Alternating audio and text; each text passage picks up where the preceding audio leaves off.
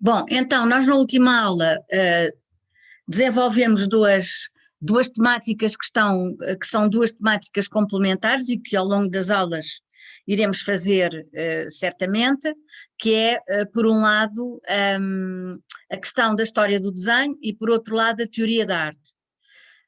A teoria da arte relativa, evidentemente, ao desenho, mas que, de qualquer maneira, muitas das vezes eu apresento outros elementos que não dizem apenas respeito ao desenho, por causa do enquadramento e do contexto que a teoria da arte deve ter, mesmo em relação ao desenho. No entanto, há aqui um aspecto que eu vos queria naturalmente chamar a atenção. O desenho, tal como nós o pensamos no tempo atual, não corresponde a muitas das manifestações que eu fui mostrando ao longo da antiguidade e do mundo medieval, que vou, aliás, falar hoje. No entanto, nós entendemos como os antecedentes do próprio desenho, porque os suportes não eram naturalmente aqueles que existem, as técnicas também não, mas, no entanto, há toda uma série de processos e de procedimentos que se articulam naturalmente com a natureza do desenho. Na teoria da arte, o problema é um bocadinho parecido, ou seja, nós só podemos falar realmente numa teoria da arte sobre o desenho com expressão, com importância, com preocupação, a partir, sobretudo, do mundo do Renascimento, portanto, a partir da Renascença, ou seja, a partir do século XV em diante, onde nos tratados há uma preocupação com a questão do desenho. Até lá, essa preocupação autónoma não existe.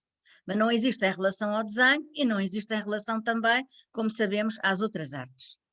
Com exceção para um autor que nasce no século XIV, e eu ainda não vou falar dele hoje, vou falar na próxima aula, que é o Cennino Cennini, e que escreve um tratado de pintura num contexto religioso, num contexto num convento, enfim, ele era também um homem religioso, e portanto ele escreve um tratado muito curioso, que é uma espécie de receituário ainda medieval de como se trabalhava tecnicamente, quer para o desenho, quer para a pintura, mas claro, com uma preocupação muito grande com a parte da pintura, e simultaneamente com alguns recados ou mensagens para os artistas vendedores, que naquele tempo e naquele contexto conventual se chamavam de aprendizes, não é?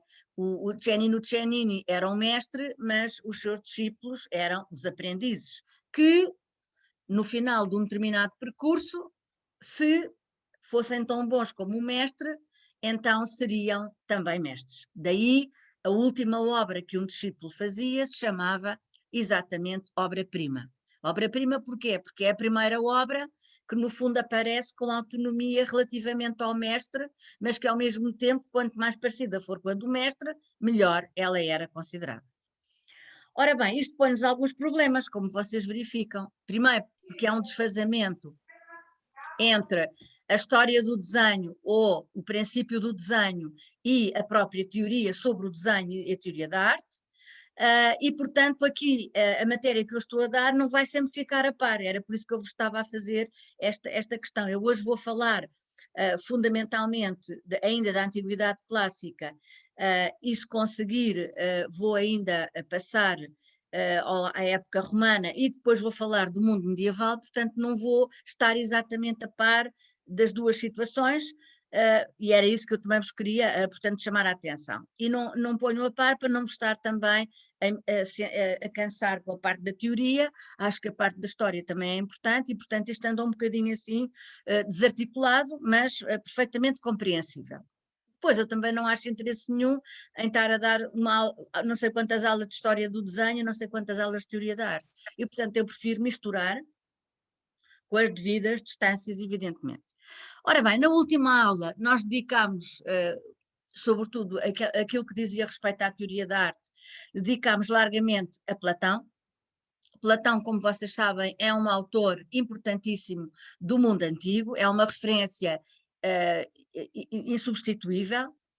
É um autor que marcou a sua época, pelas suas ideias enquanto filósofo, pelas suas ideias enquanto político, pelas suas ideias, sobretudo, umas muito conservadoras, outras muito modernas, e que, de facto, tentou encontrar uma solução, por um lado, para o pensamento grego filosófico do seu tempo, que não tinha ainda feito nenhuma síntese do que estava a correr, das ideias que estavam, digamos, em discussão, tentando também, simultaneamente, para além desta sistematização, encontrar respostas que ainda não tinham sido dadas. Como eu vos disse também na última aula, existe realmente uma determinante, não só do ponto de vista filosófico, do caráter ontológico das questões, e portanto a arte é mais ou menos perto, está mais ou menos próxima da verdade e por isso está mais ou menos próxima da beleza, não é? Portanto, existe uma dimensão ontológica, uma carga, digamos assim, que Platão põe na relação da arte com a verdade e na relação da arte com a beleza, mas, como eu vos disse também na última aula, há uma concepção política, uma concepção educativa para a arte, sobretudo no enquadramento da República, que é uma utopia, ou também no enquadramento das leis, que é um livro também bastante importante de Platão, em que ele discute as questões também do Estado. E, por conseguinte, fica-nos assim um pouco a ideia de que Platão era um conhecedor dos ofícios que se praticavam na Grécia, que para ele a pintura, a escultura e alguma poesia eram consideradas artes miméticas e, portanto, estavam afastadas da verdade, estavam afastadas do belo, e que a arte, de um modo geral, quer ele falasse na música, ou na pintura, ou na poesia, todas elas estavam muito afastadas do belo enquanto ideia e muito afastadas da verdade, daí o repúdio pelos artistas miméticos, o facto dele os pôr fora da cidade, os escorraçar na República e, noutros textos, como nas leis, admitir que terá que haver uma espécie de uma comissão, de um júri, para aceitar determinadas obras e pôr outras de parte. Significa, portanto, que esta espécie de censura que Platão dedica às artes miméticas tem um enquadramento, digamos, do ponto de vista filosófico, da ontologia de Platão, do ponto de vista político e do ponto de vista do ideal de educação, que ele, no fundo, partilha com o resto dos autores antes do seu próprio tempo, mas que, por outro, quer reativar de uma maneira diferente, porque, no entender dele, não funciona uma cidade governada por um tirano, não funciona uma cidade governada por uma oligarquia, não funciona uma cidade governada por uma democracia, só funcionará uma cidade governada por reis filósofos. E, portanto, embora Platão partilhe da tradição grega e da ideia de educação, a tal ideia de que nos fala o Werner Jäger, e explica a própria evolução deste conceito e as propostas que os gregos foram tendo, detendo-se muito tempo exatamente em Platão, apesar da paideia manter sempre essa ideia, essa defesa da virtude e da arte, na realidade há aqui uma espécie de desvio da parte de Platão, porque ele tinha uma concepção muito militarista da sociedade, uma concepção de uma sociedade muito disciplinada, em que houvesse muita autoridade, e, portanto, ele não permitia, digamos, amolecimentos de coração, e estou a citar Platão na República, e muito menos que os homens velhos chorassem como as crianças.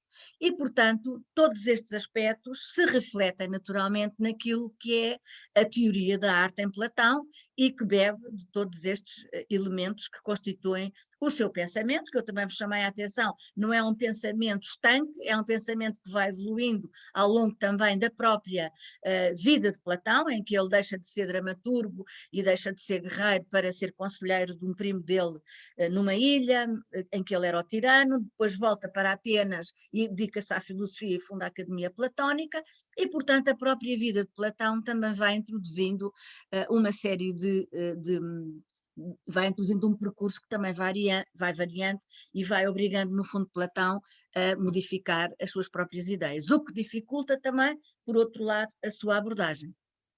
E, portanto, falando de Platão para terminarmos,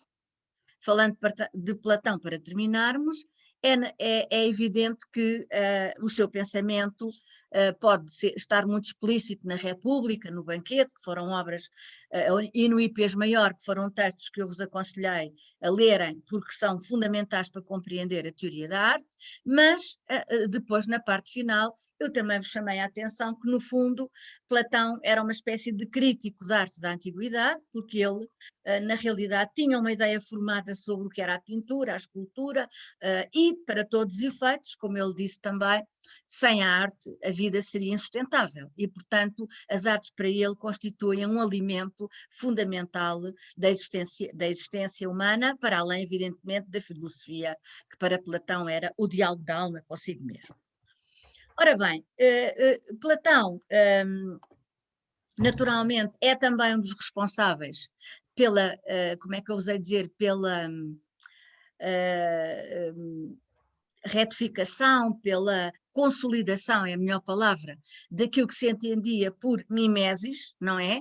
E como vocês repararam, ele falava do modelo, o modelo, no fundo, da realidade era um modelo que estava no mundo inteligível e, naturalmente, a arte tinha que se reportar a um modelo que a transcendia. Podiam os artistas usar o que usassem, instrumentos técnicos, medidas, cálculo, etc., para se aproximarem dessa beleza, podiam impor nas suas obras a harmonia possível, mas o que é facto é que, tirando a excelsa música, como a ela se referia Aristóteles, as outras artes estavam sempre integradas num contexto de matéria, material, e a matéria tem como condição primeira a sua degradação e a sua deterioração. E, portanto, a matéria deteriorada, por assim dizer, é sempre um elemento negativo, enquanto que o elemento abstrato, a forma, a ideia, seriam sempre elementos não confortáveis e, portanto, elementos positivos. E, portanto, a questão do modelo e a questão da mimesis não se apaga com Platão. Ou seja, é um tema que é um tema recorrente em todo o mundo antigo, não é? Ou seja, o conceito de modelo a partir do qual a arte se pode realizar, quer ele seja o desenho preparatório do fresco, quer ele seja o desenho que aparece num vaso ou numa cista, quer simplesmente o modelo que o dramaturgo escolhe para a sua peça de teatro, pode ser um herói, pode ser uma deusa, enfim, não importa o quê. Portanto, a ideia de modelo não desaparece nesta altura ainda, nem tampouco o tal conceito de mimesis, embora, à medida que o tempo vai passando, outros autores vão propondo conceitos, às vezes um pouco afastados ou misturados com outras ideias que também vêm tornar isto mais complexo. Ou seja, o que a arte representa, como é que ela representa, que relação a arte tem com a realidade, esta temática que é, no fundo, a teoria da representação, acaba por se tornar mais complexa ao longo dos séculos e, como eu vos disse também, sempre que nós temos movimentos artísticos, tendências artísticas que, na realidade, se prendem com o modelo da natureza ou até com o modelo transcendente, naturalmente que a mimesis funciona de uma maneira geral. E, portanto, é natural que durante o período antigo, sobretudo até ao final da Grécia, e já ainda em pleno Império de Alexandre Magno, ou Alexandre o Grande, é natural que esta ideia ainda prevalecesse. E mesmo quando surgem às vezes autores com pontos de vista diferentes, eles não são imediatamente aceitos, por duas razões muito simples. A primeira é que, como vocês calculam,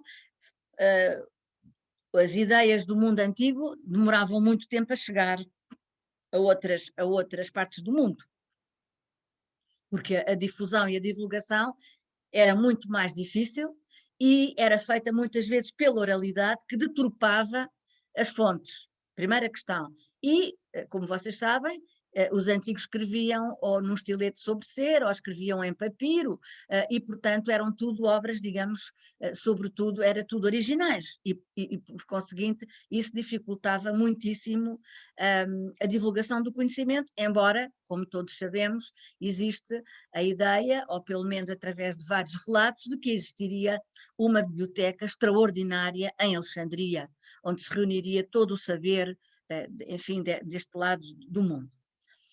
Bom, isto para vos dizer que A figura que naturalmente se segue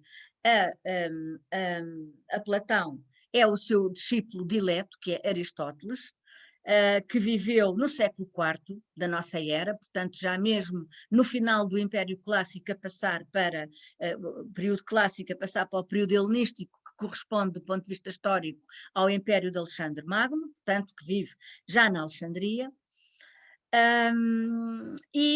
Na realidade, Aristóteles era uma figura muito diferente de Platão. Diferente como perspectiva perante o mundo, e também uma figura, um homem com uma maneira de pensar mais pragmática, eu diria mais terra a terra, um grande cientista da época, aliás, e que enfim, não concordava inteiramente com as ideias do seu mestre Platão. Se Platão tinha fundado a Academia Platónica em Atenas, mais tarde também Aristóteles, que não era de Atenas, mas que estudou com Platão também em Atenas, acabará por fundar a sua academia em Atenas, que se chama Academia Peripatética, e que também tem funções de disseminação, divulgação, do ensino, em que as pessoas podiam assistir às aulas, uns naturalmente ficavam para, como é que eu vos hei de dizer, uns ficavam como discípulos e os outros continuavam o seu caminho e a sua vida, porque se limitavam, no fundo, a assistir aquelas preleções que Aristóteles ou Platão ou outro qualquer filósofo teria feito. Portanto, ele era filho do médico do rei da Macedónia, e depois deste senhor morrer, Aristóteles é educado por um outro cidadão, um cidadão da cidade de Tróade, e chega a Atenas muito jovem, com 17 anos, para entrar na Academia de Platão. Entretanto, Platão acaba por morrer, há um sobrinho dele que toma conta da academia, e Aristóteles tem alguma desavença com este senhor e acaba por voltar outra vez à cidade onde tinha partido.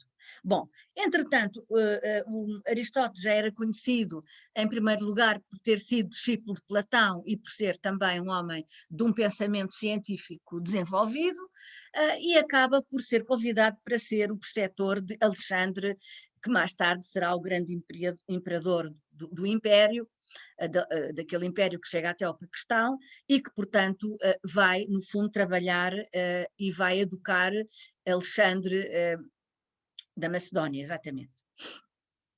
Mais tarde, Aristóteles voltará novamente a Atenas, onde fundará a sua academia. Esta academia tem dois nomes diferentes, um todos vocês conhecem, que é Liceu.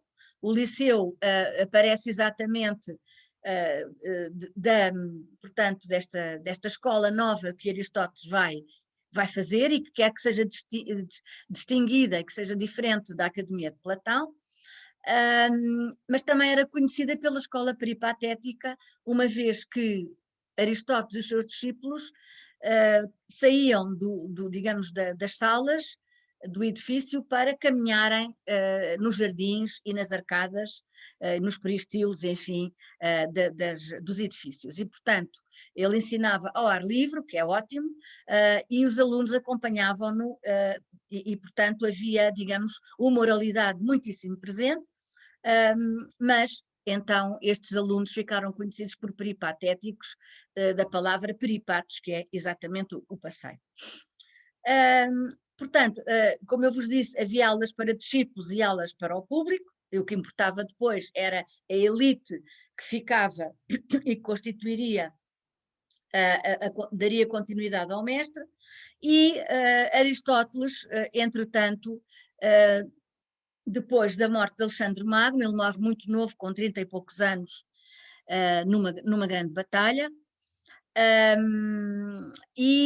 Alexandre Magno acaba por, a morte de Alexandre Magno, queria eu explicar, acaba por se constituir numa situação muito delicada para Aristóteles, porque havia naturalmente muitos interesses nesta época, interesses políticos, interesses também de poder, e de certa maneira Aristóteles era protegido pela corte e por Alexandre Magno, e quando Alexandre Magno morre, ele acaba por ter que sair, portanto, do local onde se encontrava, e acaba por se exilar numa ilha em Calcis, na ilha da Eubeia, na cidade de Calcis, onde acaba, portanto, por morrer. Portanto, como vocês veem, quer Aristóteles, quer Platão, não, falando já de Sócrates, que acaba por morrer, não é, na prisão, estes autores foram autores que sofreram pressões políticas, que se exilaram, que fugiram para um sítio, que fugiram para o outro, portanto, a vida deles não era de maneira nenhuma fácil.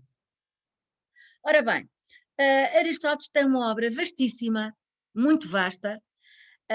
Sabemos provavelmente que uma parte das obras dele seriam resultantes de apontamentos que foram retirados nas suas preleções, não é? Foram talvez essas até que sobreviveram mais que outras, porque também sabemos que ele terá escrito obras de caráter literário, mas que infelizmente não chegaram até nós. No entanto, foram muitas, e eu vou aqui citar uma ou outra só para vocês terem uma ideia da grandiosidade e do conjunto de campos que Aristóteles trabalhava. Uma das mais importantes é Organon, em português seria órgão, que tem a ver com o desenvolvimento da lógica formal. Portanto, esta obra, Órgão, é a primeira obra que foi escrita sobre o modo como nós pensamos, o modo como nós raciocinamos, o modo como nós articulamos os juízos e como fazemos raciocínios que Aristóteles precisamente marcou ou considerou de indutivo ou dedutivo, silogismos, etc, etc, etc. Portanto, tudo aquilo que diz respeito ao funcionamento do nosso pensamento e as regras que assistem a essa atividade foram tratadas por Aristóteles no órgão que se chama precisamente órgão, e que nunca foi destornado, a não ser quando aparece a matemática, a lógica matemática, que tem evidentemente outro tipo de preocupações e outro tipo de articulações, não é? E portanto, digamos, a lógica formal ainda hoje estuda, e nós todos sabemos o que é um silogismo e o que é que não é, e exatamente deve-se a esta enorme façanha de Aristóteles, que se preocupava muito exatamente com o pensamento, com o modo como o ser humano pensa e como deve pensar corretamente, e por outro lado também não se esqueçam nunca que Aristóteles definia exatamente o ser humano como um ser racional. Portanto, havia no entendimento dele esta grande preocupação de pensar corretamente. Depois há outras obras, a metafísica, onde estão as questões também de caráter de compreensão do real do ponto de vista filosófico, e onde ele introduz uma série de questões que são inovadoras e que Platão nunca tinha, evidentemente, tratado. Um tratado sobre a alma, sobre a política, um tratado sobre a ética Nicômaco, e reparem, física, sobre o céu, meteorologia, história dos animais e por aí adiante. Portanto, é uma obra muito vasta que não só versa sobre questões ligadas à filosofia estritamente falando, mas também à política, também à ciência, à natureza e à física, mas ainda também ao teatro, uma obra que se chama Poética. Portanto, Aristóteles tem, sem dúvida, uma enorme obra, interessantíssima, não é um autor tão que nos entusiasme tanto como Platão. Platão é um autor que tem uma carga poética muito grande e por conseguinte, há um entusiasmo, há um diálogo permanente e, portanto, isso sempre cativa a leitura. Se vocês lerem o Hipias Maior, reparam como, ou o Banquete, talvez, o Banquete é das obras mais teatrais de Platão, e o Hipias Maior também, E vocês, se lerem essas obras, percebem que ele até se preocupa em caracterizar a personalidade dos intervenientes, em dar alguns dados para nós compreendermos como é que tudo se passa, e, portanto, há um entendimento mais teatral que Aristóteles não faz. Os seus textos são mais secos, são textos muito eficazes, muito de transmissão pragmática e científica, e, portanto, não há qualquer tipo de possibilidade de desvio literário, como acontece com Platão. Isso não impede que não sejam também muito interessantes e importantes, como foram para o mundo futuro que a partir daí pôde contar com os textos de Aristóteles. Ora bem, na realidade, os textos de Aristóteles foram traduzidos para outras línguas, sobretudo a partir do primeiro século da nossa era, quer para latim, quer depois para o árabe, ou diretamente do grego para o árabe. Aliás, a comunidade grega, as comunidades árabes, muitas, sobretudo dos sábios árabes, conheciam muito bem o grego e, portanto, traduziam diretamente do grego para o árabe, e foi assim que depois, no século XV e XVI, os europeus vieram outra vez descobrir obras perdidas de Aristóteles, de Platão, de Vitrúvios, porque fizeram as traduções ao contrário, foi possível traduzir do árabe para o latim. No mundo medieval, há coisas muito complicadas em relação a Aristóteles.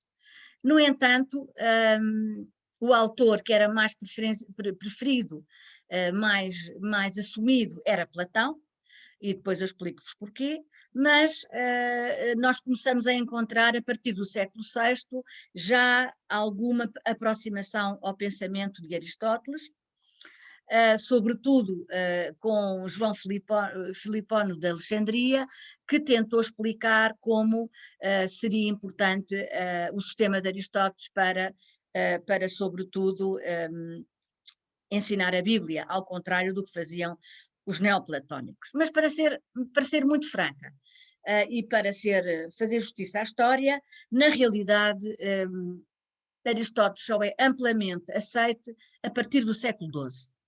O século XII, que é o século da grande revolução agrícola na Europa, como vocês sabem, é o século em que os burgos começam a desenvolver-se, e o conhecimento vai ter uma enorme divulgação, sobretudo a partir do século XIII, com o aparecimento das universidades, da qual nós somos herdeiros de uma fundamental, que é a Universidade de Coimbra, que é das universidades mais antigas em toda a Europa. Ora bem, no século XII há vários autores que estudam na Alemanha, ou um deles que até é alemão, que se interessam particularmente pelo pensamento de Aristóteles e que começam a introduzir devagarinho as ideias deste mestre filósofo na teologia e no meio cristão e católico medieval. Mas, apesar de tudo, Aristóteles é considerado um pouco profano. E nesse sentido, ele até foi interditado pelo Papa e foram proibidos os seus livros.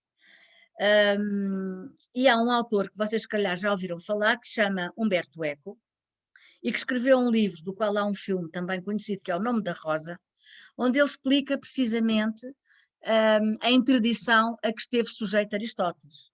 E, portanto, houve ali um período de tempo em que Aristóteles era proibido de ser lido, sob pena de quem o fizesse fosse castigado e até excomungado.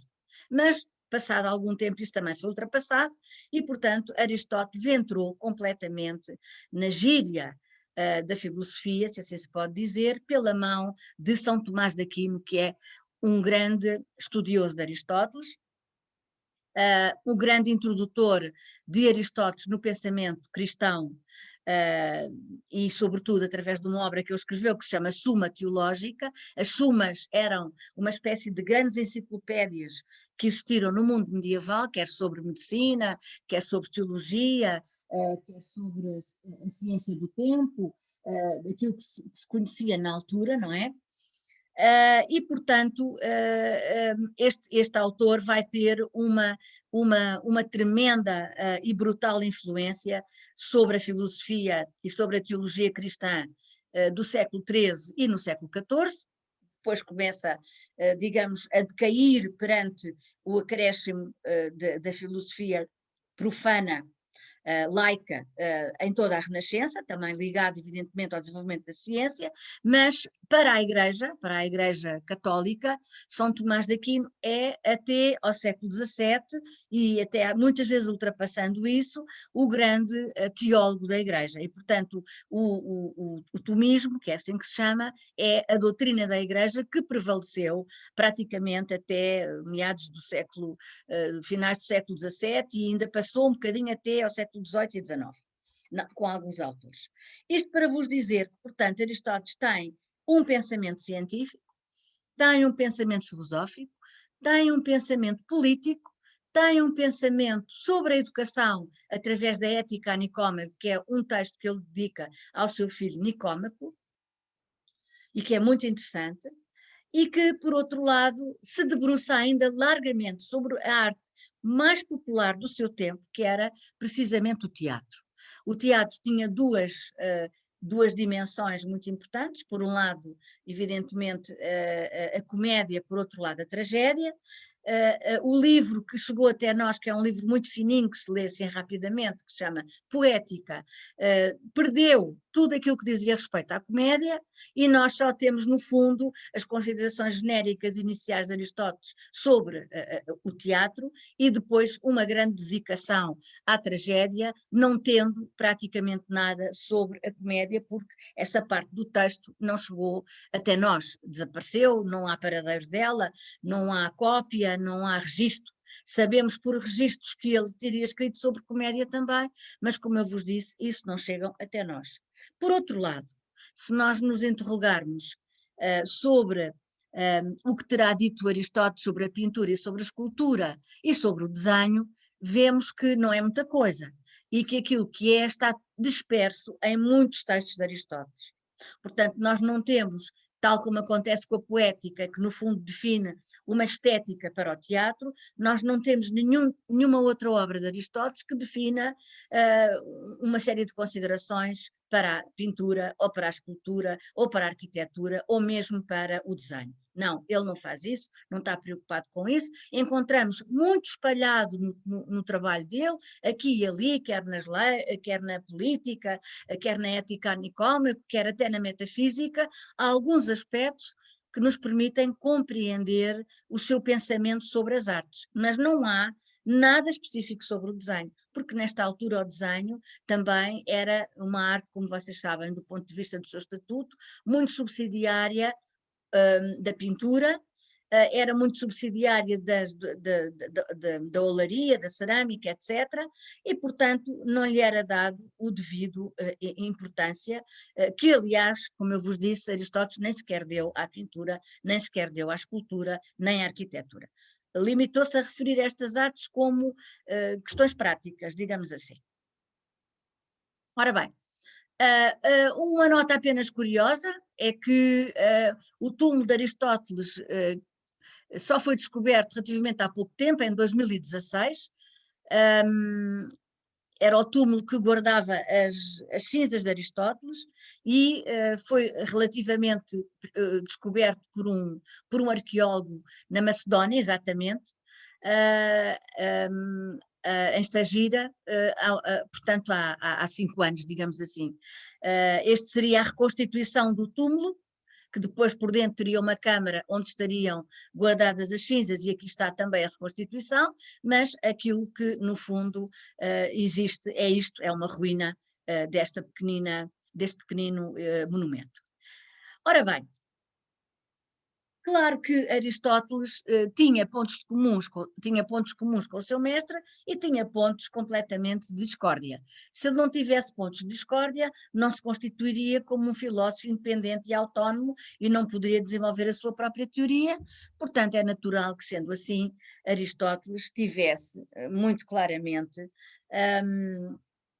desenvolvido um caminho diferente de Platão, e, sobretudo, também tivesse o gosto de se afirmar com posições opostas ao seu mestre Platão. E assim, nós poderemos dizer que há um ponto de acordo e há um ponto de total desacordo.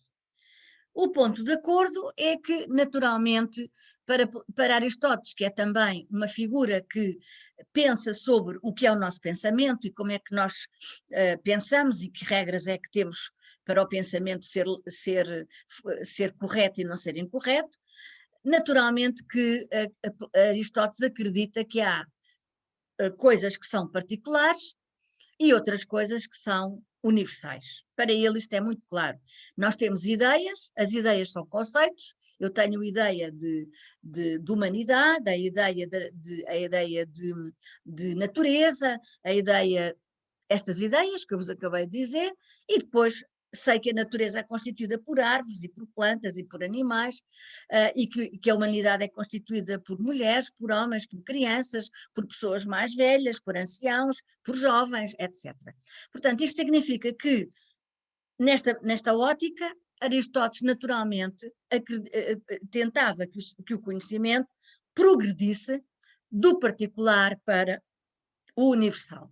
Esta ideia da universalidade e da procura pela universalidade não era uma novidade, Sócrates já o tinha dito, não é? Há um conhecimento que é o conhecimento racional que se opõe ao conhecimento sensível, da experiência, porque o primeiro dá-nos a verdade e o segundo dá-nos a aparência das coisas.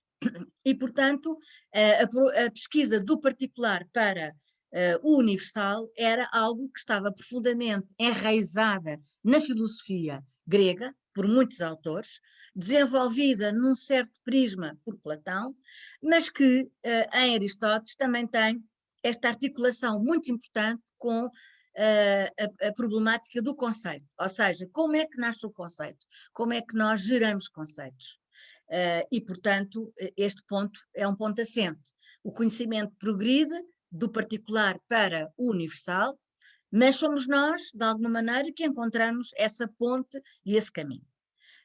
Onde é que Aristóteles discorda? Naturalmente na teoria ontológica de Platão.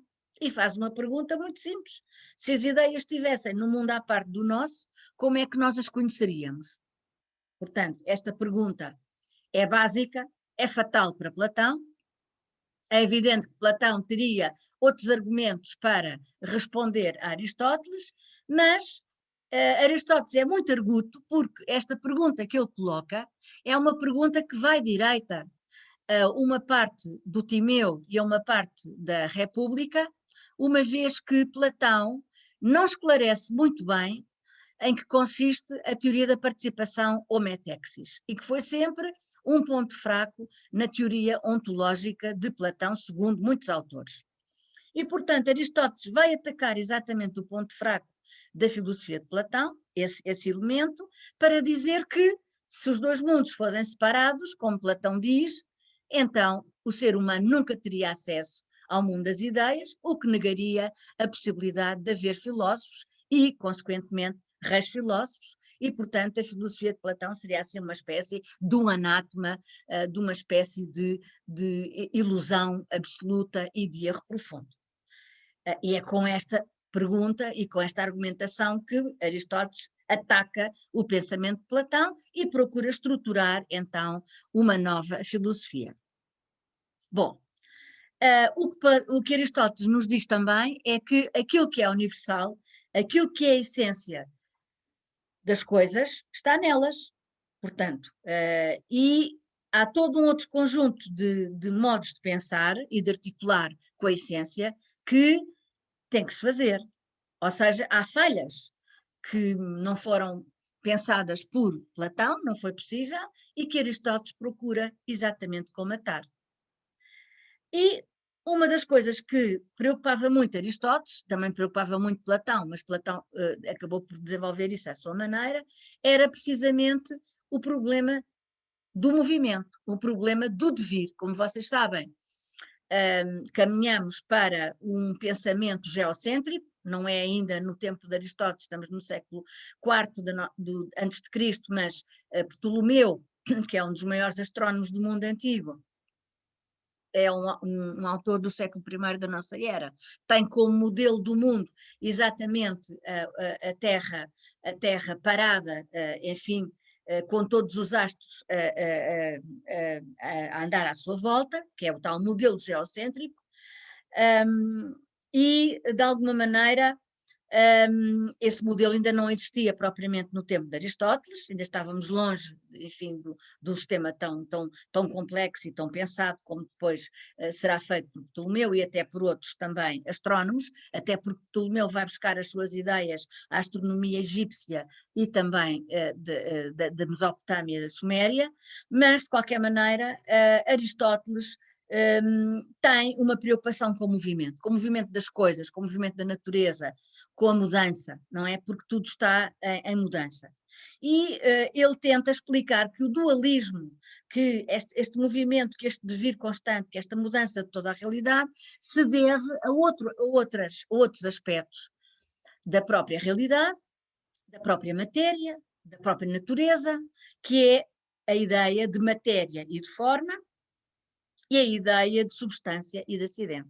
Ou seja, a essência é o universal, nós temos que fazer um esforço de conhecimento para passar daquilo que é o particular para chegar ao universal, mas temos que perceber que qualquer objeto e qualquer ente é resultante de uma conjugação entre a matéria e a forma. A matéria é um princípio inativo, é um princípio passivo, e está sujeita à deterioração, e a forma é um princípio ativo e está sujeito, portanto, e é superior naturalmente à matéria e é definidor da própria matéria. E voltamos nós outra vez ao mesmo aspecto que eu já vou referir também na outra aula, que é o facto de termos que ver que tudo o que é limitado tem forma e o que não tem limite não pode ter forma. Portanto, Aristóteles, peço desculpa, ao ter introduzido aqui a palavra forma e matéria como uma conjugação para a criação da natureza, para a criação dos entes, de tudo o que existe, tudo tem matéria e tudo tem uma forma, ele naturalmente pressupõe que a matéria é o receptor e que a forma é o princípio ativo que acaba por determinar a matéria. E se vocês pensarem um bocadinho no trabalho do oleiro, é isso mesmo do ponto de vista simbólico, alegórico, como quisermos chamar, é isso mesmo que pode acontecer. Nós temos o barro para ser moldado pela roda do oleiro, e aquilo que a roda do oleiro vai fazendo, de acordo com a maneira como ele trabalha essa roda, é imprimir uma forma que com as suas mãos pode se tornar um prato, pode se tornar um vaso, etc, etc, etc. E, portanto, há aqui esta ideia de que a matéria é um princípio receptor e que a forma é um princípio atuante e que, portanto, a forma tem a ver com o limite, tem a ver com a definição da própria matéria. Portanto, isto significa que tudo o que existe é composto de matéria e forma, não é? E, para além da matéria e da forma, há ainda outras coisas que devemos ter em atenção. Primeiro, nem todos os vasos são iguais, embora sejam vasos, não é?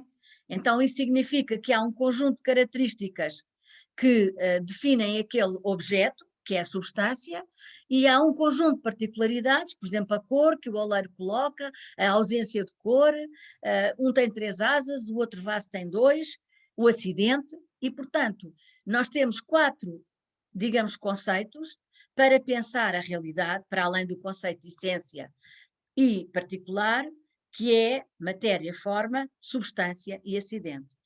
O acidente está mais ligado à particularidade, a substância está mais ligado às características gerais. Portanto, a substância remete mais à forma e o acidente refere mais à matéria.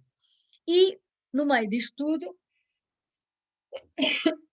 desculpa, no meio disto tudo, há ainda a consciencialização que o movimento, o devir, deriva exatamente do jogo destes elementos, da matéria, da forma, da substância e do acidente, que são princípios que atuam, no fundo, na natureza e que são princípios fundamentais. E porquê? Porque, diz Aristóteles, nada existe sem objetivo.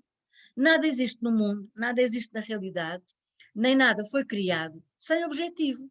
Portanto, quando o oleiro está a trabalhar a sua roda, ele tem o objetivo de fazer um vaso, não é?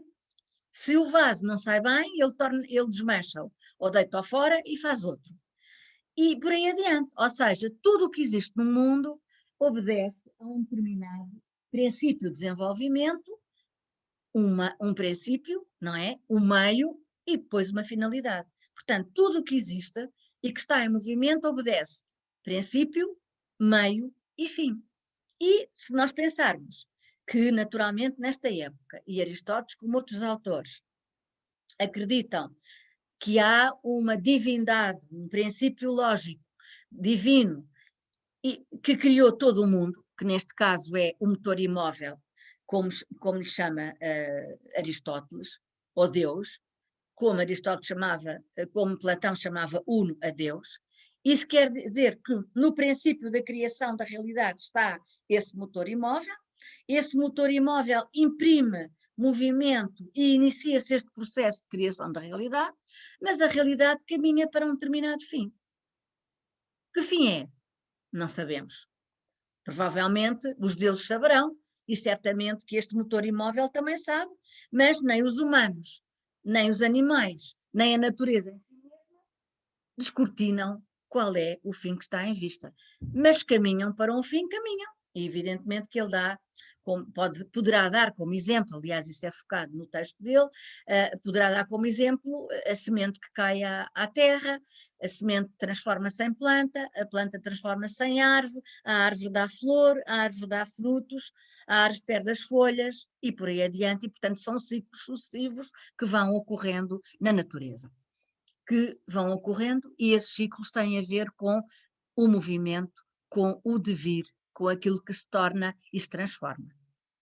Portanto, como vocês veem, também Aristóteles procurou, no fundo, dar uma resposta a questões que não estavam ainda completamente ou plenamente resolvidas, porque nós sabemos que o problema da essência do ser tinha sido colocado no século V a.C. Por Parménides e o devir por Heraclito, mas na realidade Platão não tinha sido a resposta suficiente para Aristóteles. Bom, é evidente que estas questões são muito mais complexas, mas daqui decorre já algo muito importante, é que para Aristóteles qualquer atividade, fosse a filosofia, fosse a arte de guerrear, o poema escrito por um poeta, uma peça de teatro escrita por um dramaturgo, uma pintura feita por um pintor, ou um vaso feito por um oleiro, qualquer atividade desenvolvida pelo ser humano é sempre uma atividade que implica movimento e que implica, digamos também, um fim em vista.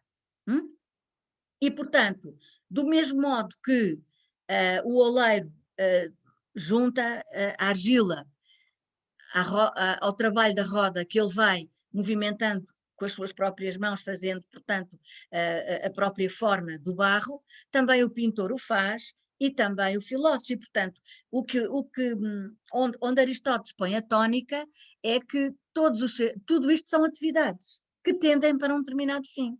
E ele vai tentar aplicar este conceito de movimento finalista, ou seja, tudo tende para um determinado fim, que é uma concepção teleológica do mundo, uma vez que telos é fim em grego, portanto, Aristóteles tem uma concepção teleológica do mundo e da atividade humana, e ele, no fundo, aplica esta concepção finalista a tudo aquilo que o ser humano desenvolve, quer seja a arte, quer seja a ciência, quer seja uma atividade mais prática, mas tudo tem sempre uma determinada finalidade, e isso é algo muito diferente daquilo que nos tinha exatamente trazido Platão. Ora bem, claro que Aristóteles também não vai destoar muito daquilo que era o pensamento do seu tempo. Por um lado, também nos diz que há um prazer mais ligado aos sentidos, que é um prazer sensual, há um prazer diferente, mais ligado ao prazer do belo, que é o estético, e que já tinha sido abordado e tinha sido explicado no Hipês Maior, e há outro tipo de prazeres estéticos que têm a ver com a vista, têm a ver com o ouvido, têm a ver com o olfato, e que são desinteressados. Esta questão aqui dos desinteressados já é mais complicado. O que é que isto quer dizer? Quer dizer que o prazer estético é um prazer que não tem nenhum fim em vista, a não ser ele próprio. Ou seja, quando se vê um corpo belo, esse corpo belo é fascinante, vê-se o corpo belo e satisfazemos com esse prazer que nos dá o olhar esse corpo belo. E fica por aí, ponto final, não há mais nada. Portanto, o desinteressado aqui tem a ver com a satisfação plena que os sentidos nos dão relativamente àquilo que nos dá a fruição, digamos assim. E há também outro tipo de prazer, há um prazer intelectual, eu já vou explicar qual é, e há também prazeres mais físicos, como por exemplo as cores, não é? E isto significa, por outro lado, que Aristóteles não condena de modo nenhum os prazeres das coisas, ou seja, para ele é perfeitamente natural esta aproximação do ser humano à natureza das coisas e, portanto, para ele a pessoa apreciar a beleza disto ou daquilo, ou da música, ou de um corpo, ou de uma peça de teatro, para ele é perfeitamente natural e ele não vê qualquer censura, nem nega essa importância. Enquanto que Platão, como vocês recordam, tinha sobre isto uma atitude muito mais crítica, não é? Ele também chama a atenção que há um prazer muito interessante que é o prazer intelectual e que este prazer intelectual tem a ver com o modelo. Isto é, quando nós, ao ver uma peça de teatro, reconhecemos que a personagem que está ali a ser interpretada pelo ator imaginem vocês, quem é que eu vou dizer agora? O Jim Morrison, por exemplo, não é? Pode ser. Nós ficamos satisfeitos por encontrar naquela representação algo que tem uma afinidade com a ideia que nós temos, que nós formamos de quem era o Jim Morrison, enfim, dos Doors, pronto. E o mesmo acontece com a pintura, quando vemos uma pintura ou vemos uma fotografia, se é um retrato de uma pessoa amiga, nós tendemos logo a comentar e a dizer, não, mas não se parece nada contigo, ele pintou-te muito mal, ou retratou-te muito mal, não estás nada parecido com aquilo que tu és. Porquê? Porque está a ver naturalmente com os seus próprios olhos e está a comparar com o modelo. Portanto, isto para vos dizer que o prazer intelectual para Aristóteles decorre precisamente da questão da mimesis, ou seja, a noção de mimesis é transversal a todo o mundo grego e, de certa maneira, Aristóteles não renega essa capacidade de representação e, pelo contrário, até reconhece que o ser humano tem prazer em reconhecer coisas. Portanto, se eu reconheço que aquela pintura a imagem de Alexandre Magno, corresponde àquilo que é a ideia e o retrato que nós temos dele, nem que seja de memória, eu fico muito satisfeita. Se pelo contrário olho para ali não vejo nada em comum, não fico nada satisfeita. E Aristóteles diz que isto tem a ver exatamente com a tal necessidade de nós reconhecermos e que isso é uma capacidade humana que é satisfeita através desta relação com o modelo. Por outro lado, noutros temas que também percorriam o pensamento de Platão e que também percorriam outros autores, Aristóteles tem alguma dificuldade em ligar a fantasia ao papel dos deuses, não é? Embora ele acredite provavelmente que há musas, ele acredita que a fantasia tem muito mais a ver com as sensações e com a experiência do ser humano, que por sua vez a fantasia permite elaborar também conceitos, quer conceitos que ainda não existem, quer outros que têm a ver com a experiência, e portanto é uma atividade mental, é uma potência, digamos assim, uma faculdade, como diz a filosofia, que ajuda a criar conceitos, mas não está muito crédulo relativamente ao papel que os deuses têm relativamente à fantasia. E igualando e colocando-se no mesmo plano que todos os autores do mundo antigo, e claramente também Platão, Aristóteles também dirá que o belo não é a essência da arte. A beleza da natureza é muito superior à beleza da arte, não quer dizer que a arte não tenha beleza, ou seja, Aristóteles não nega que a arte é bela, o que ele nega é que essa beleza é tão essencial, é tão universal como a beleza que se encontra na natureza.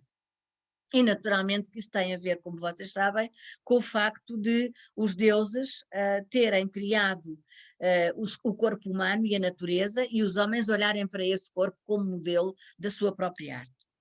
Outro aspecto muito importante que também é comum a todos estes autores, e Aristóteles também perfilha, é a questão das proporções, não é? Ele também é um defensor da harmonia, da proporção entre as partes, e pela primeira vez no mundo ocidental, nós sabemos que Aristóteles terá chamado a atenção na política, no seu livro Política, que o ensino do desenho seria muito importante para que os alunos, os jovens sobretudo, pudessem apreciar a beleza do corpo humano.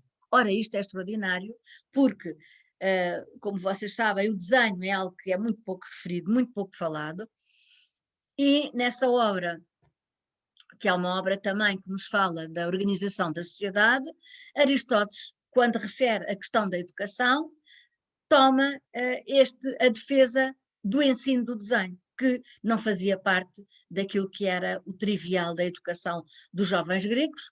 Não sei se eu já vos disse, mas naquela época não há praticamente escolas de arte, é uma coisa que não existe, não há praticamente escolas, não é? O que existe sobretudo é um ensino feito em casas, as casas mais ricas, os comerciantes com mais dinheiro, os nobres, onde há os tais sofistas ou preceptores que vão ensinar a retórica, a dialética, a argumentar, o mínimo do cálculo, a escrita, a leitura também, e portanto Aristóteles no fundo sugeria que além disso tudo acrescentássemos ainda o desenho para que os jovens pudessem apreciar naturalmente a beleza do corpo, não é? Isto é muito importante porque nós sabemos que mais ou menos na mesma altura, e até podemos recuar um século, do outro lado do mundo, na China, havia toda uma escrita, não é? Escrita caligráfica, gestual, em que era necessário também desenhar, no fundo, é uma letra desenhada, é uma letra que tem uma gestualidade muito grande, e portanto o desenho acompanhava, no fundo, a própria aprendizagem da escrita, e isso não correspondia, enfim, àquilo que acontecia com o alfabeto grego, do qual nós, aliás, somos herdeiros. E, portanto, digamos que o desenho era uma coisa à parte. Este aspecto também é bastante interessante de nós o considerarmos.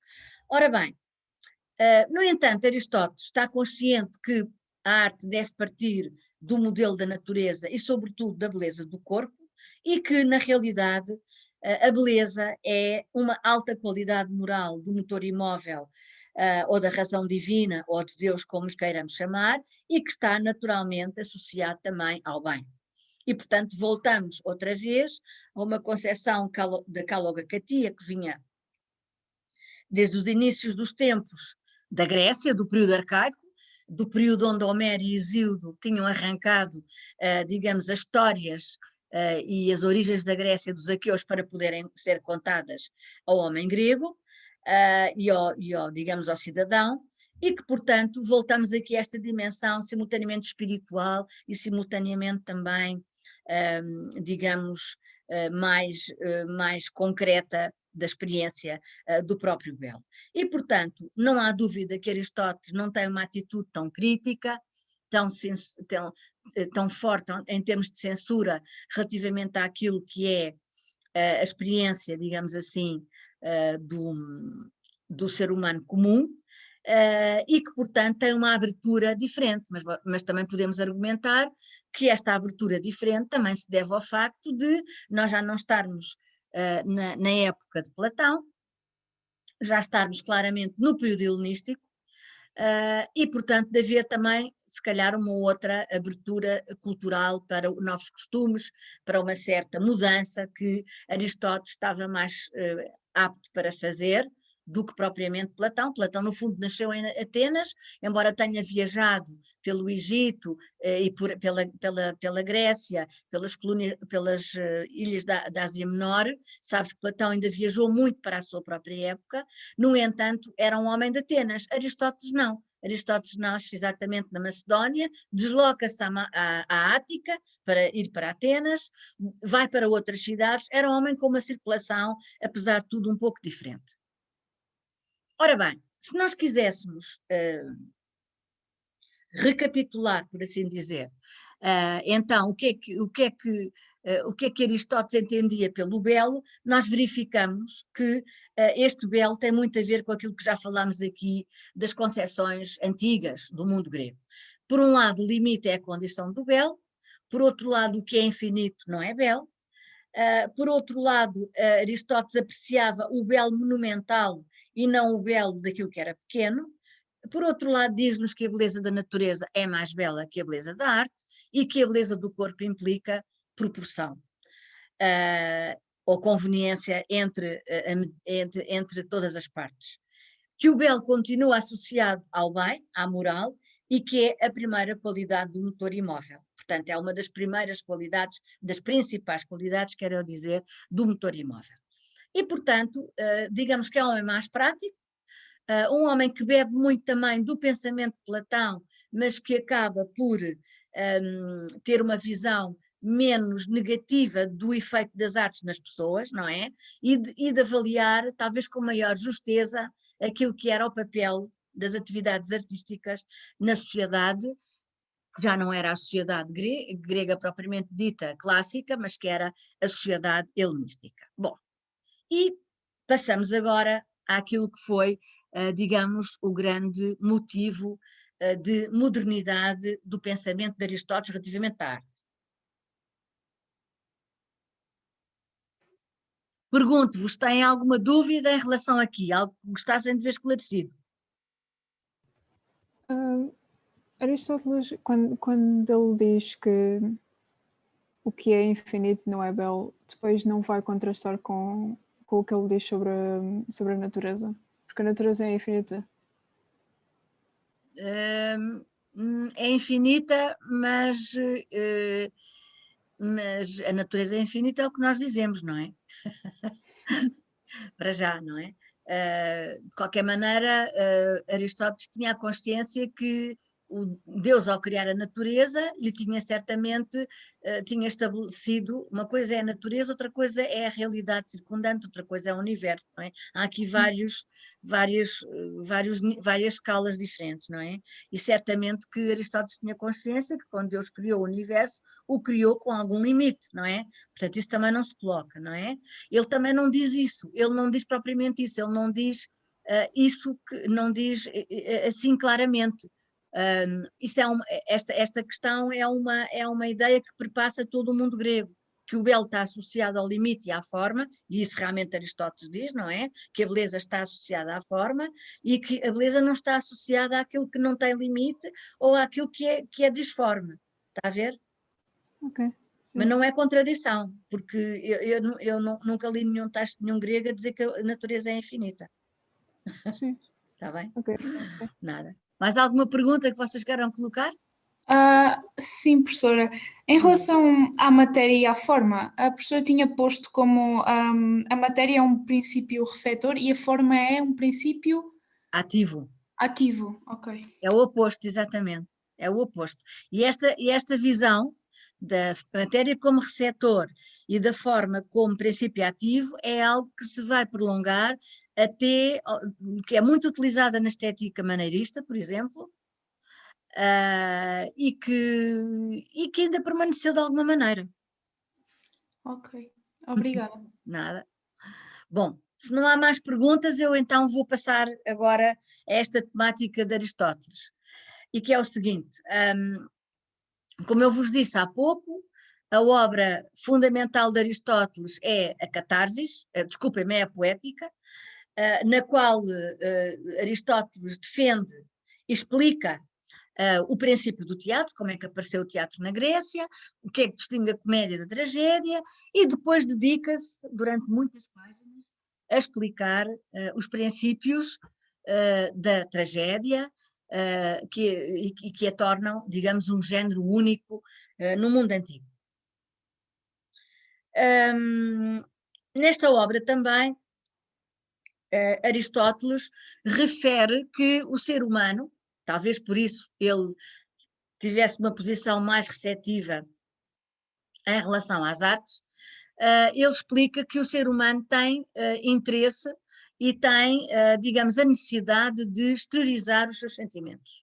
E, portanto, a arte é o território mais fértil para ele poder fazer isso. A arte e o exercício físico, além de outros, mas em princípio estes que são sociais, não é? E, portanto, através da arte, da pintura, da escultura, da arquitetura, mas em particular, ele refere-se naturalmente ao teatro, o ser humano pode exteriorizar os seus sentimentos e reequilibrar as suas paixões, não é? Então, ele explica muito claramente que durante o ato trágico, durante o teatro, o espectador poderia fazer algo muito importante, que era uma espécie de purga dos seus afetos. O que é que isto quer dizer? Quer dizer que no mundo antigo havia uma teoria que depois será muito bem trabalhada por um médico que se chama Galeno, que é um médico do primeiro século também da nossa era. Desenvolve-se uma teoria que é a teoria dos humores, que aliás vem já bastante atrás do Oriente. Esta teoria dos humores dizia que havia 4 humores fundamentais e que esses humores traduziam e tinham preponderância para imprimir e desenvolver certo tipo de sintomas que, no fundo, compaginavam com determinadas doenças. Se nós conseguíssemos descobrir como cuidar desses sintomas, os humores reequilibravam-se e a pessoa voltava à sua saúde natural.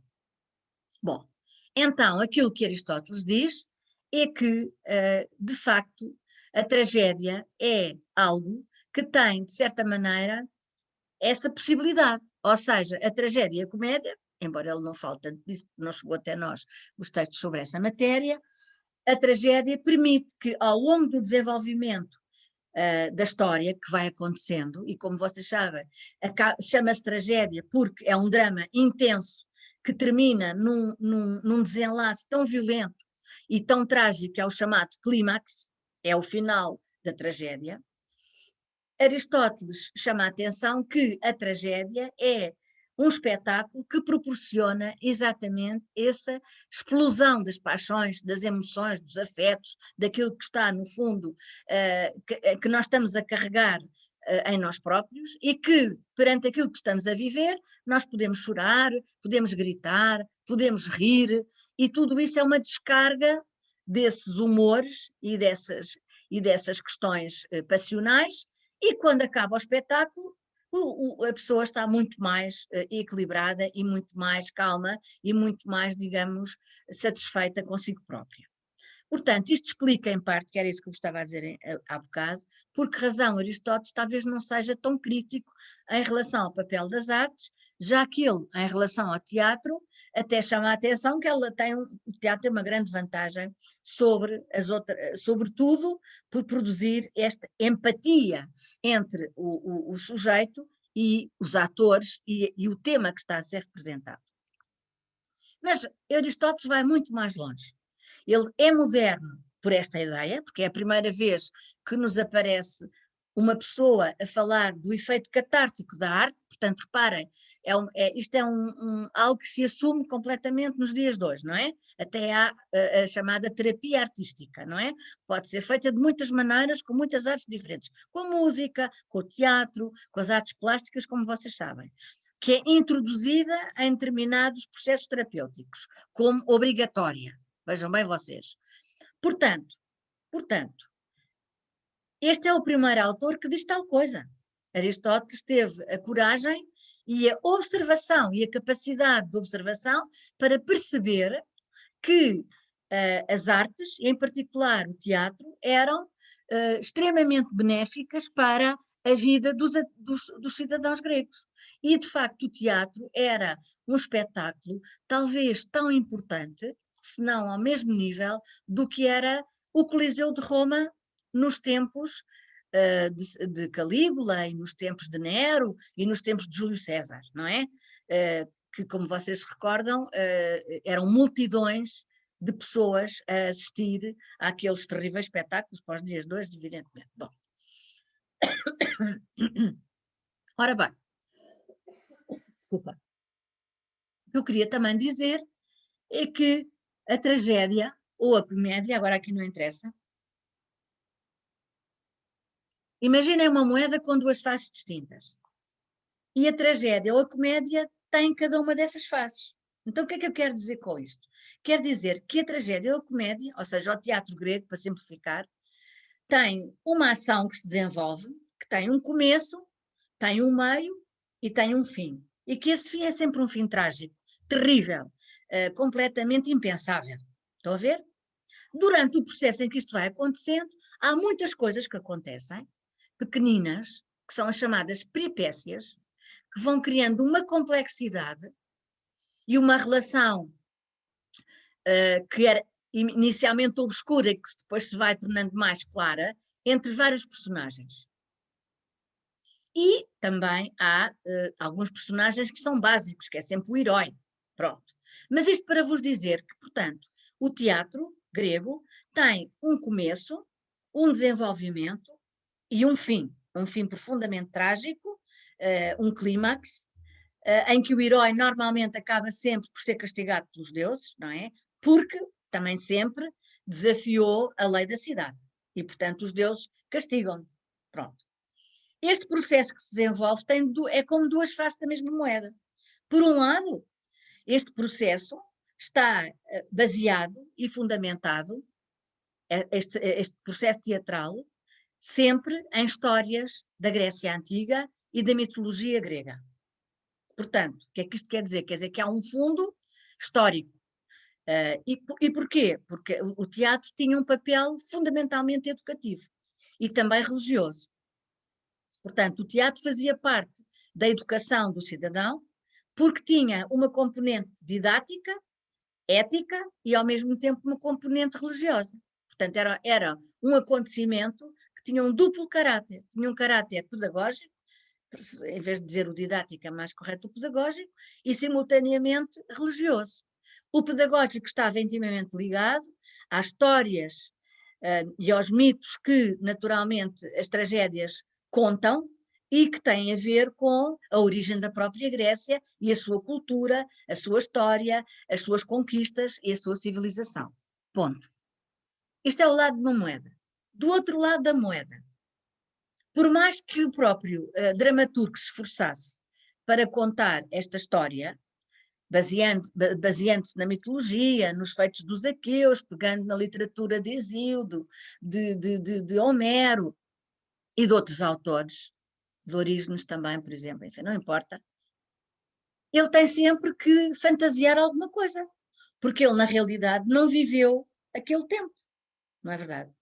Portanto, reparem o seguinte, esta moeda que eu estou a falar tem por um lado uma relação com o modelo, mimesis, e tem por outro lado uma relação com a fantasia, poiesis, criação de algo que não existe, e o poeta, portanto, trágico, digamos assim, joga sempre com estes dois aspectos, ou seja, o próprio texto do Édipo, ou da Antígona, ou do Ajax, etc., destas peças gregas, ou Medeia, por exemplo, o próprio texto é um texto que vive constantemente, como acontece com Shakespeare, por exemplo, se vocês pensarem no Hamlet, ou Henrique IV, etc., vive sempre de uma realidade histórica, mas uma realidade que está a ser construída por um autor de outro tempo, e que ele evidentemente tem que introduzir alguns elementos que cativem o próprio público, e portanto tem que, e agora vamos pôr aqui aspas, tem que fantasiar, tem que inventar, tem que ficcionar. Então isso significa que a tragédia é simultaneamente um modelo, é simultaneamente um processo parecido, idêntico, análogo ao da realidade, não é? Que caminha para um determinado fim de acordo com determinadas etapas, e que recorram a um modelo que já existe, mas por outro lado, este processo todo, que caminha para um determinado fim, que no caso da tragédia é o tal clímax, este processo todo implica também, da parte do dramaturgo, ficção, fantasia. Então, a tragédia e a comédia são simultaneamente produções que se aproximam e se afastam da realidade. Ora, o que é extraordinário é que Aristóteles percebeu tudo isto, explicou tudo isto na poética. Ainda hoje é considerado o maior, digamos, esteta do teatro, por causa desta situação, não é? Pronto. Ora bem, esta atividade de empatia do espectador com as personagens do teatro, não é?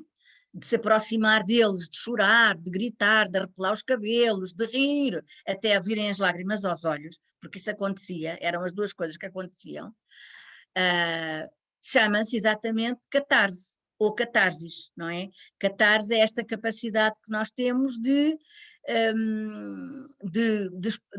fazer, portanto, explodir aquilo que está em carga dentro de nós, não é? E como vocês sabem, a catarse ou catarsis deu origem na psicanálise freudiana ao método catártico, que é uma parte do método clínico que naturalmente Freud desenvolve e que permite precisamente que os doentes em determinadas circunstâncias consigam reviver e fazer de alguma maneira e libertar-se do peso dos dramas que têm dentro de si. Ainda hoje se fala em catarse, nós continuamos a dizer que a pintura do Pollock é uma pintura catártica, porque ele, no fundo, quase que dança, quase que vive em ação toda aquela parte do gesto, não é? E aquilo para ele, enquanto ele não, é quase uma obsessão, enquanto o Pollock não acaba de fazer aquele pouring para cima do suporte de tela, ele não termina. E sobretudo a arte dita gestual e expressionista americana, o expressionismo gestual, o expressionismo abstrato, tem muito a ver com essa catarse, com essa força que vem dentro do peito e que vem cá para fora. Ora bem, nós também sabemos que a filosofia taoísta, com a ideia do yin também tem essa, e da força do chi, também pensa a mesma coisa, e o budismo também. Portanto, há muito esta ideia de uma energia que atravessa toda a realidade, da qual nós também somos tributos, e que o ser humano também é capaz de dominar. De certa maneira, quando o pintor chinês e budista pega no pincel para fazer algo, ele primeiro tem que agarrar toda a energia que consegue e depois fazê-la escapar cá para fora de uma forma controlada, não é? Aliás, aí está o grande segredo da arte, como vocês sabem, não é? Ora bem, e, portanto, a questão exatamente do teatro é algo muito importante para a poética, não é?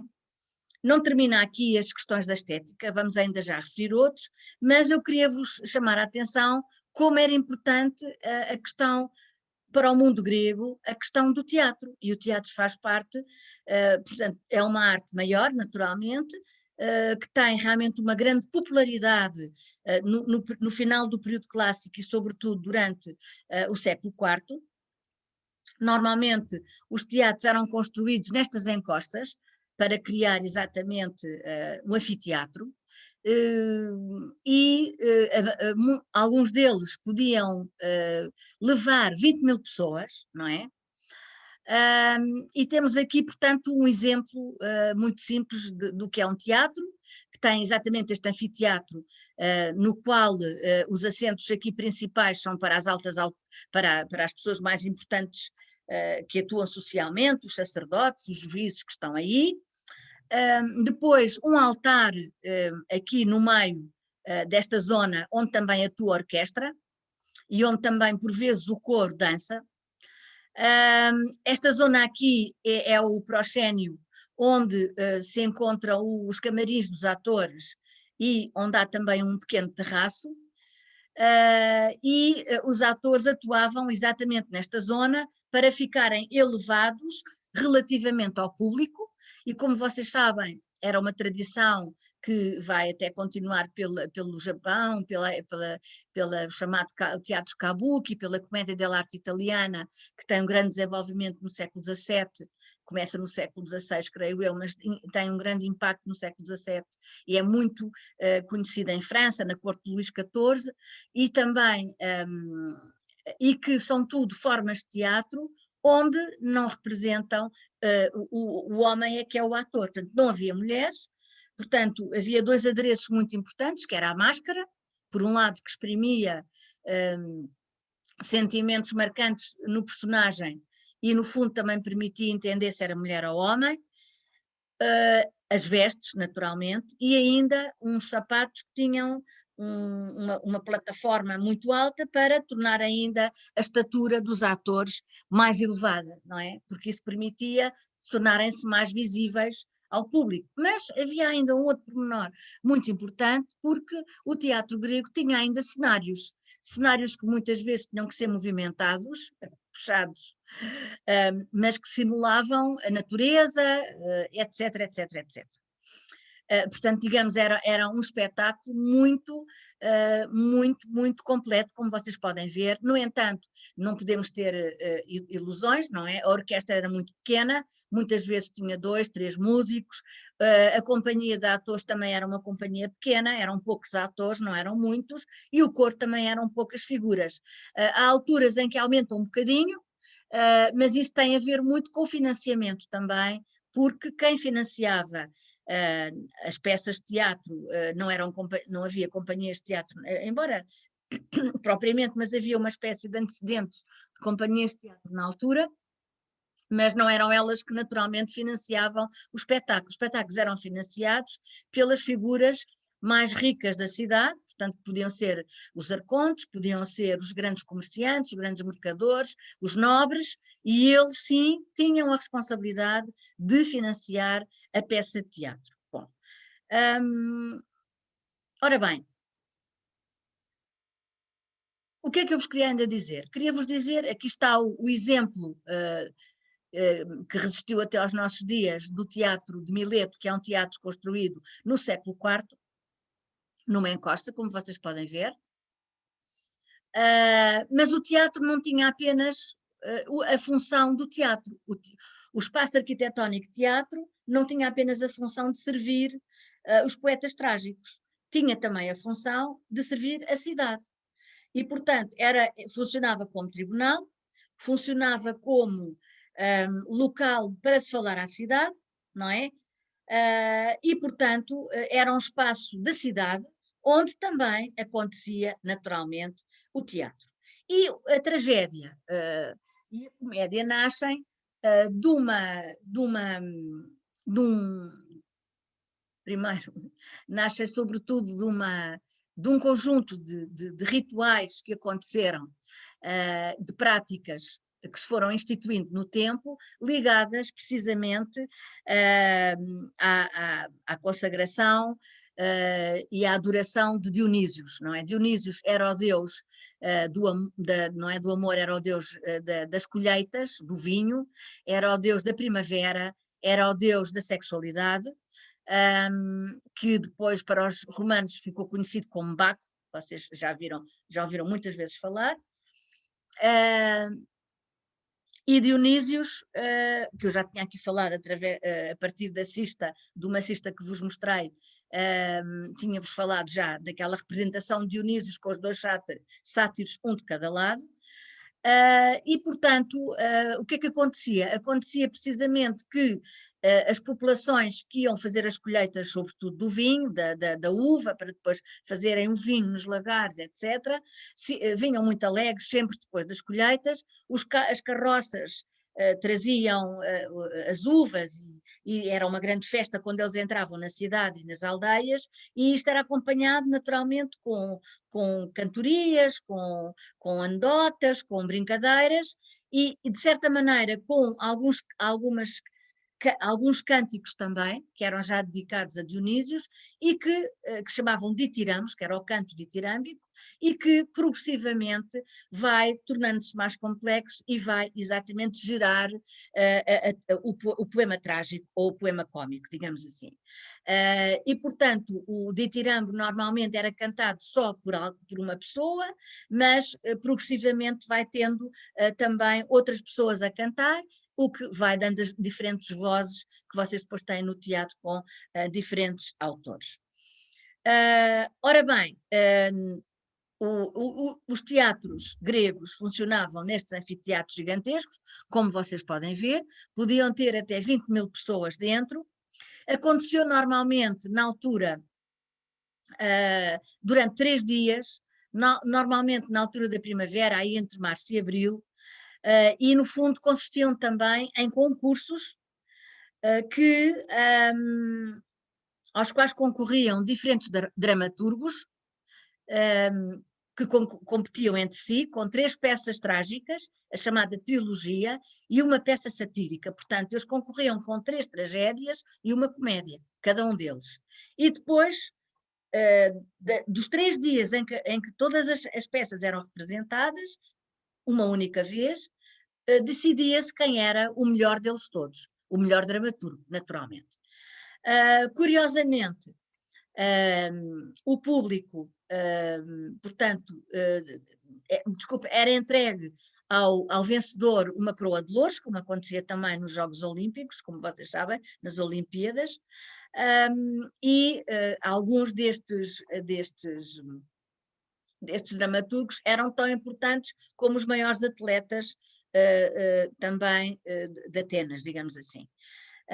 Mas como vocês veem, esta atividade estava ligada também a rituais, a procissões e certamente ainda à adoração e a ofrendas no altar para Dionísios, não é? Relativamente àquilo que é a tragédia. A tragédia é, sem dúvida, uma ação dramática, com um princípio, um meio e um fim, em que há uma personagem principal, que é o herói, pode ser o rei Édipo da tragédia, que se chama Édipo, e esse herói normalmente, sem saber, inconscientemente, sem conhecimento, viola a lei da cidade. Pronto, no caso de Édipo, ele mata o pai e casa-se com a mãe, portanto são 2 crimes hediondos, não é? Matar o pai e casar-se com a própria mãe, sem que soubesse que estava a fazer isso, por uma série de peripécias e de condições do seu próprio destino, que foi tomar conta da cidade de Tebas, que se encontrava sobre uma terrível peste, fechada ao mundo e guardada por uma figura gigantesca, que precisamente só permitia que entrasse alguém, desde que esse alguém naturalmente adivinhasse o enigma que tinha que ser descoberto. O que acontece com Tebas?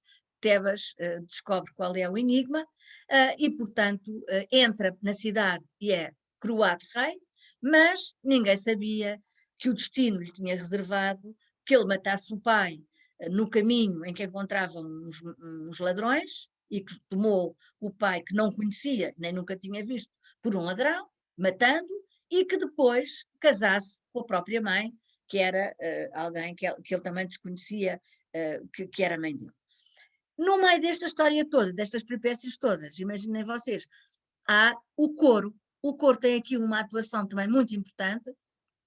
Normalmente podia ter 2, também 3 pessoas, excepcionalmente os atores até podiam ir a 4 ou 5, mas era muito raro, mas o coro tem o papel de intensificar a ação, muitas vezes fazendo uma espécie de ligação com os deuses, explicando as coisas, apelando aos deuses, outras vezes predizendo o que é que vai acontecer.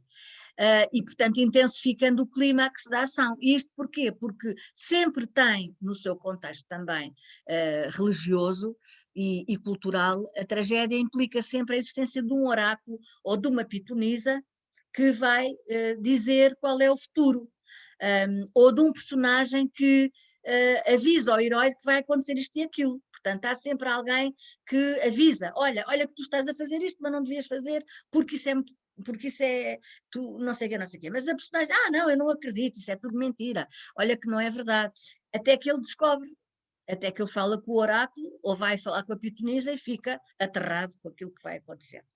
Mesmo assim ainda vai negando essa possibilidade. Portanto, há uma ideia muito importante na tragédia e na comédia, que é a questão da lei. A lei não pode ser, de maneira nenhuma, portanto, profanada, e no caso do Ajax é muito interessante a história também que é contada, não é? E, portanto, eu só pus aqui 3 autores principais: Sófocles com o rei Édipo, que era a história que eu estava a contar, Eurípides com a Antígona, Ésquilo com os persas, e depois há muitos outros escritores, como Aristófanes, etc, etc.